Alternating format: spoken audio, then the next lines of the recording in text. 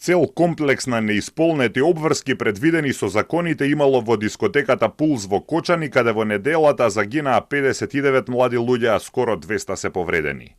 Не би смеело да се дозволи тој објект од старт да се користи за дискотека, зашто не била запазена ниту една мерка за противпожарна заштита, вели експертот за корпоративна безбедност и противпожарна заштита Зоран Доревски во интервју за Код. Тој вели дека е очигледно дека изолацијата не била соодветна и оти немало доволно излези за брза евакуација на гостите.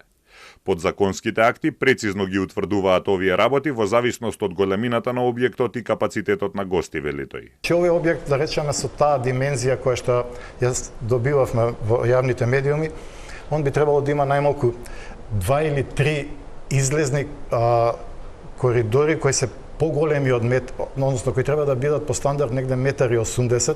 Не знам точно, не можеше да се види убаво снимките колку била ширината на едната врата, но сосема е јасно дека таа една излезна површина веќе го угушила моментот на евакуација. Пожарот во дискотеката, според првичните информации, настанал од пиротехничките средства користени од нестручни лица.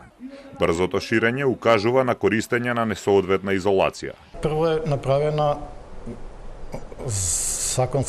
законско пречекрување, што воопшто не е известен надлежниот орган, тоа е Дирекцијата за заштита и спасување, која требала да даде согласно проценката и согласно варијаблите кои вие сега ги наведувате, ширина, висина, содржина, процес што ќе се одвива во објектот и така натаму, да направи проценка и да одлучи дали ќе дозволи или не употреба на пиротехнички средства. Доревски укажува и на слабиот капацитет на институциите кои треба да вршат инспекција. Според него, Дирекцијата за заштита и спасување барем еднаш годишно треба да изврши инспекција на сите вакви критични објекти во кои се собираат голем број луѓе. Колку што јас имам информации, вакви инспекции воопшто не се извршени.